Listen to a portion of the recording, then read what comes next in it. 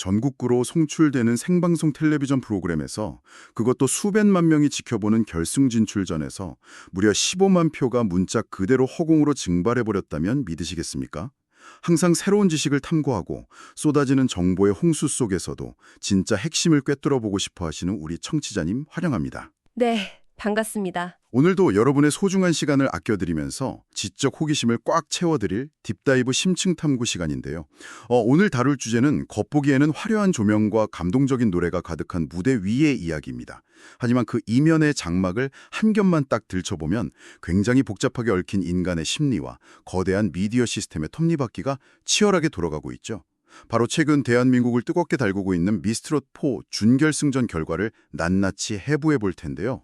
네. 아주 흥미롭고도 예민한 주제입니다. 네, 오늘 우리의 임무는 단순히 누가 고음을 더 잘 냈나, 누가 더 슬프게 불렀나 같은 감상평을 나누는 게 절대 아닙니다. 이 프로그램의 득표 시스템이 어떻게 설계되어 있는지, 그 안에서 대중의 심리는 어떻게 요동치는지, 그리고 방송사라는 기업의 비즈니스가 어떻게 작동하는지를 파헤쳐 보는 것이 목표입니다. 맞습니다. 그 본격적인 분석에 들어가기에 앞서서 오늘 우리가 다루는 이 자료들의 출처를 명확히 짚고 넘어가는 게 중요하겠네요.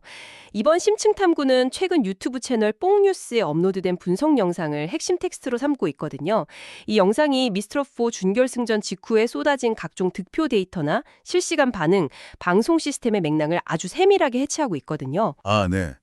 그리고 시작하기 전에 우리 청취자님들께 아주 중요한 사실을 하나 꼭 말씀드리고 가야겠습니다.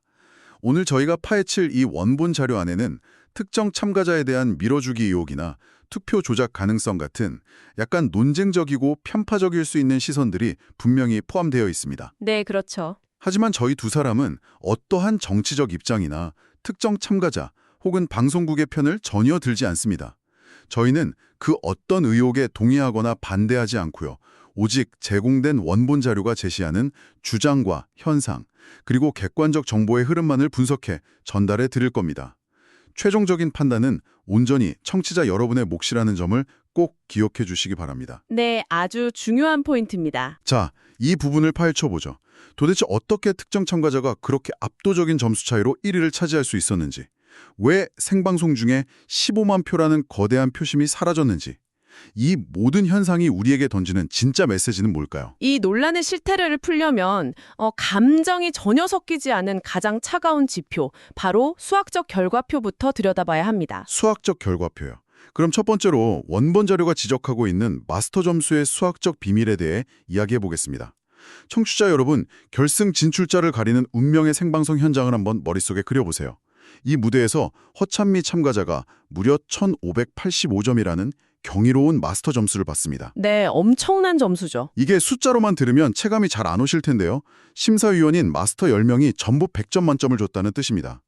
거의 모든 심사위원이 완벽하다고 평가한 거죠.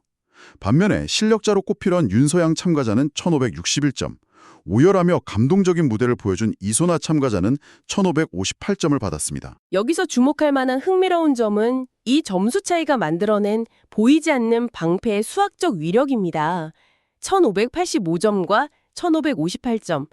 겉보기에는 고작 27점 남짓한 차이 같아 보이잖아요. 네, 생각보다 큰 차이는 아닌 것 같은데요. 그렇죠. 하지만 서바이벌 오디션 프로그램의 룰 설계를 뜯어보면 이 27점이라는 마스터 총점의 격차는 대중의 문제 투표로는 도저히 뒤집기가 불가능에 가까운 기울어진 운동장을 만들어버립니다. 맞아요. 그 수학적 확률을 자료에서 아주 정확하게 짚어내더라고요. 2위를 차지한 이소나 참가자가 만약 마스터 점수에서 허찬미 참가자와 비슷한 수준의 점수만 받았어도 전체 순위가 완전히 뒤바뀔 수 있었다는 겁니다. 네, 충분히 가능한 시나리오죠. 왜냐하면 나중에 합산되는 실시간 문자 투표 점수에서 이소나 참가자가 474점, 득표수로 따지면 무려 13만 표 가까이를 받으면서 엄청나게 치고 올라왔거든요. 시청자들의 지지가 진짜 쏟아진 거죠. 하지만 애초에 마스터들이 부여한 총점의 성벽이 너무 견고해서 이 대중의 화력으로도 방패를 뚫어내지 못한 겁니다. 바로 그 지점입니다. 룰의 설계자가 마스터 점수의 비중과 만점을 어느 정도로 세팅하느냐에 따라 대중투표가 미치는 영향력을 사실상 통제할 수 있다는 뜻이 되는 거죠. 그리고 이 맥락에서 정말 씁쓸하면서도 아이러니한 사례가 하나 등장하잖아요. 저도 자료 보면서 참 의아했는데요. 김연자 마스터가 유미 참가자 무대를 보고 감격하면서 나랑 라이벌이 된 것 같다며 극찬을 쏟아냅니다. 최고의 찬사죠, 사실. 그렇죠. 트로트의 전설이 라이벌이라고 불렀으니까요. 그런데 정작 심사표가 공개되었을 때 유미 참가자가 받은 마스터 점수는 1503점에 불과했습니다. 앞서 1585점과 비교하면 엄청난 격차죠.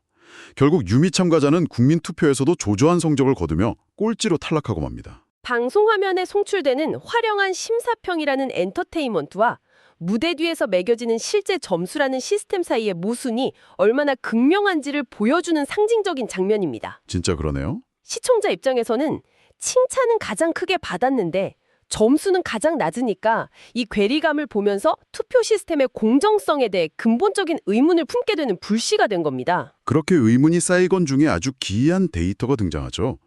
여기서 정말 흥미로워지는 점은요.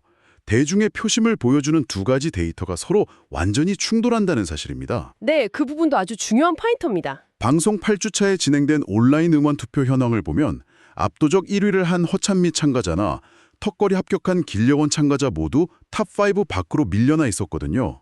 그런데 정작 생방송 당일 2시간 동안 진행된 실시간 문자 투표에서는 허찬미 참가자가 만점인 500점을 가져가고 길려원 참가자는 301점을 받으며 순위가 수직 상승합니다. 네, 엄청난 반전이었죠. 어떻게 일주일 내내 진행된 투표에서는 순위권 바뀌던 사람들이 생방송 2시간 만에 이렇게 폭발적인 득표를 할 수 있는 걸까요? 굉장히 예리한 관찰입니다.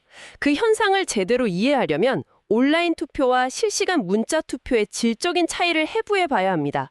두 투표는 이름만 다를 뿐이지 투표에 참여하는 사람들의 성향 자체가 완전히 다른 두 개의 세계거든요. 아, 성향이 완전히 다르다고요? 네, 온라인 투표를 생각해 보시죠. 매일 특정 앱에 접속해서 로그인하고 본인 인증을 거치는 번거로운 과정을 반복해야 합니다. 이건 소위 말하는 코어 팬덤, 즉 충성도가 매우 높은 진짜 팬들만이 해낼 수 있는 영역입니다. 아, 그러니까 매일 출석 체크하듯이 투표하는 사람들은 이미 자기가 응원하는 가수가 확고하게 정해져 있는 조직화된 팬들이라는 거군요. 정확합니다. 반면에 실시간 문자 투표는 어떨까요? 그저 거실 소파에 앉아 가족들과 텔레비전을 보던 일반 대중들이 참여합니다. 이들은 누군가의 열렬한 팬이라기보다는 지금 당장 내 눈앞에 나오는 방송 분위기에 휩쓸려 문자 한 통을 보내는 사람들이죠. 투표 집단의 모집단 자체가 완전히 바뀌는 거네요. 맞습니다. 그렇게 들으니 확 이해가 됩니다. 그렇다면 생방송 문자 투표를 하는 일반 대중들은 도대체 무엇의 영향을 받아서 투표 버튼을 누르게 되는 걸까요? 여기서 심리학에서 말하는 아주 강력한 현상인 밴드웨건 효과, 즉 편승 효과가 발생합니다. 쉽게 말해 유명한 맛집 앞에 사람들이 길게 줄을 서 있으면 왠지 나도 모르게 그 줄에 합류하고 싶어지는 심리죠. 아, 군중 심리 같은 거군요. 네, 허참매 참가자의 무대가 끝난 직후 생방송 화면을 다시 떠올려 보시죠. 마스터들이 기립박수를 치며 이건 무결점이다. 마치 인공지능이 부른 것처럼 완벽하다라고 소리칩니다. 심지어 10명의 심사위원이 100점 만점을 주는 장면이 클로즈업되고 관객들은 환호성을 지르죠. 평범한 시청자 입장에서 그 방송을 보고 있다고 상상해보면 당연히 저 사람이 지금 제일 잘하는 거구나. 전문가 10명이 전부 100점을 줄 정도면 반론의 여지가 없네 라는 생각이 무의식 중에 심어지겠네요. 그렇죠. 그리고 잠시 후 앵커가 지금 바로 투표해 주세요 라고 외칩니다. 대중은 최하점을 받거나 심사평이 애매했던 사람보다는 방금 전 화면에서 최고점을 받고 모두가 열광했던 우승 후보에게 한 표를 던지고 싶어하는 강력한 동조 심리에 지배를 받게 됩니다. 와, 방송 카메라 앵글과 마스터들의 멘트 하나하나가 시청자의 심리를 조종하는 거대한 쇼윈도우 역할을 했다는 거네요. 네, 원본 자료가 바로 그 프레이밍 효과를 꼬집고 있는 겁니다. 그런데 청취자 여러분, 이 거대한 쇼윈도에 아주 치명적인 균열이 가는 사건이 발생합니다. 생방송 당시 엄청난 후폭풍을 몰고 온 15만 표 증발 사건인데요. 네, 가장 논란컸던 부분이죠. 생방송 당일 집계된 총 문자 투표 수가 100만 표였습니다. 그런데 방송 화면에 발표된 유효표는 85만 표였어요. 즉, 무려 15만 표 가까이 되는 시청자들의 투표가 무효 처리되어 허공으로 날아가 버린 겁니다. 정말 이례적인 수치였죠. 방송 직후에 실시간 채팅창과 커뮤니티는 이거 주작 아니냐, 15만 표가 날아가는 게 말이 되냐라며 분노하는 시청자들 반응으로 폭발했잖아요. 100만 표 중 15만 표, 무려 15%에 달하는 무효표 비율은 오디션 프로그램 역사상 상당히 압도적인 수치인 것은 분명합니다. 잠깐만요. 여기서 제가 조금 반론을 제기해 볼게요. 솔직히 이 프로그램 주 시청자층이 연령대가 좀 높잖아요. 스마트폰에 익숙하지 않은 어르신들이 급하게 문자를 보내다가 오타를 내서 무효표가 대량으로 발생했을 가능성도 높지 않을까요? 방송사가 일부러 15만 표를 버린다는 건 너무 위험한 리스크 같은데요? 아주 타당하고 합리적인 의심입니다. 실제로 타 프로그램에서도 오기입으로 인한 무효표는 항상 발생해 왔거든요. 하지만 이 원본 자료가 집중적으로 분석하는 부분은 이걸 더 큰 맥락에서 연결해 보는 겁니다. 더 큰 맥락이요? 네, 결과적으로 이 시스템의 설계가 누구에게 유리하게 작용했는가, 그리고 그 이면에는 방송사라는 기업의 어떤 비즈니스적 딜레마가 숨어 있는가를 보는 거죠. 비즈니스적 딜레마요? 오디션 프로그램이 비즈니스랑 어떻게 연결되는 거죠? 제작진, 즉 방송사 입장에서 생각해 보시죠. 시청자들에게는 누가 우승하느냐가 쇼의 결말이겠지만 방송사 입장에서는 우승자가 탄생하는 그 순간부터가 수백억 단위가 움직이는 진짜 비즈니스의 시작입니다. 아, 방송 끝나고 나서 이어지는 활동들 말씀이시군요. 맞습니다. 탑7 참가자들을 데리고 전국 투어 콘서트를 돌고 각종 스핀오프 예능 프로그램을 만들어야 하거든요. 이게 방송사의 진짜 수익 모델입니다. 여기서 자료는 아주 날카로운 지점을 짚어냅니다. 만약 아쉽게 6위로 탈락한 윤서양 참가자가 높은 순위를 기록했다면 어땠을까요? 아, 윤서양 참가자가 10대 미성년자죠? 네, 대중문화재술산업발전법상 미성년자는 밤 10시 이후 야간 방송활동이나 가혹한 스케줄을 소화하는데 법적 제약이 아주 엄격하게 따릅니다. 아, 노동법 문제가 얽혀 있군요. 네, 아무리 실력이 뛰어나도 주말 밤늦게까지 이어지는 촬영이나 빡빡한 전국 투어 스케줄을 미성년자에게 소화하게 하는 건 방송사 입장에서는 엄청난 리스크입니다. 과거 타 시즌에서도 10대 참가자가 유독 최종 문턱을 넘기 힘들었던 이유가 바로 이 비즈니스적 제약 때문이라는 정설이 존재하죠. 그래서 이 자료에서는 10대인 윤서양 참가자 대신 대학 부이자 성인인 길려원 참가자가 마지막 5위로 합격한 배경을 방송사의 향후 수익성 방향성과 강력하게 연결짓는 거군요. 성인 참가자가 야간 스케줄에 훨씬 자유로울 테니까요. 네, 그 분석이 100% 진실이냐 아니냐를 떠나서 거대한 자본이 움직이는 미디어 비즈니스의 관점에서는 충분히 제기될 수 있는 합리적인 구조적 분석인 셈입니다. 설득력이 엄청나네요. 게다가 이번 논란에 기름을 부은 또 다른 요소가 바로 편집의 불공정성 문제였잖아요.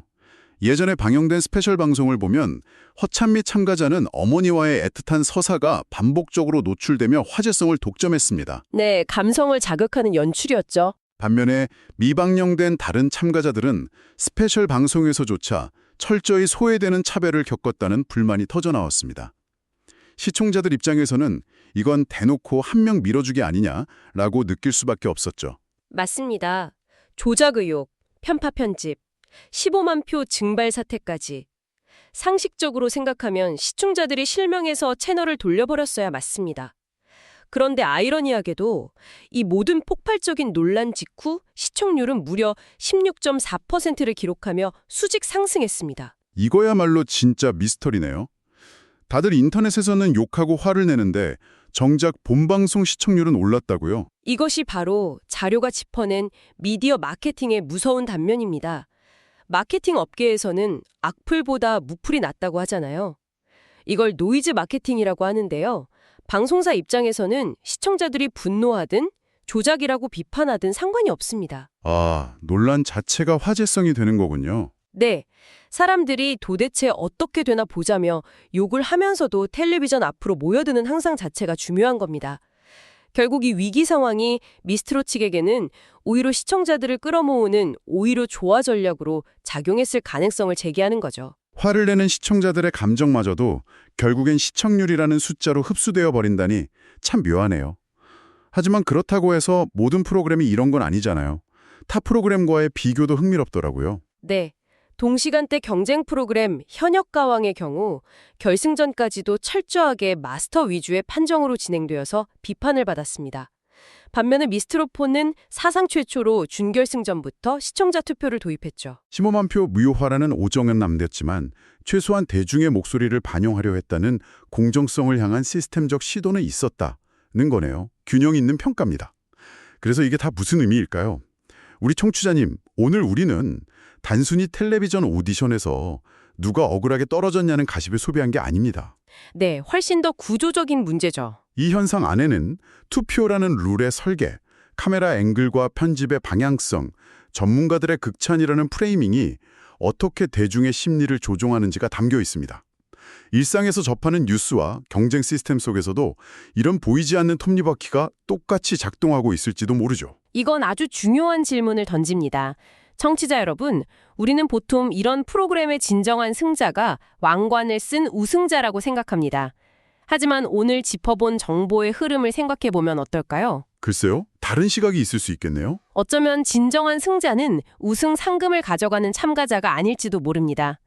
공정성에 대한 열망과 시스템에 대한 분노라는 그 감정마저도 결국엔 시청률 16.4%라는 데이터로 치환하고 스핀오프 예능의 동력으로 흡수해버리는 미디어 시스템 그 자체가 진정한 절대 권력이자 승자가 아닐까요? 와, 생각할수록 머리를 탁 치게 만드네요. 청취자 여러분이 다음에 어떤 화려한 투표 결과를 마주하실 때 눈앞에 빛나는 순위표 너머에 숨어있는 게임의 진짜 설계자는 과연 누구인지 한번 깊게 상상해 보시길 바랍니다. 깊은 여운을 남기는 질문입니다. 오늘 함께한 이 심층 탐구가 우리 청취자님들께 세상을 바라보는 해상도를 한 단계 높여주는 사유의 시간이 되었기를 바랍니다. 언제나 여러분의 날카로운 직관에 응원하며 오늘의 딥다이브 탐구를 자연스럽게 마무리하겠습니다. 다음 시간에도 흥미로운 주제로 돌아오겠습니다. 감사합니다.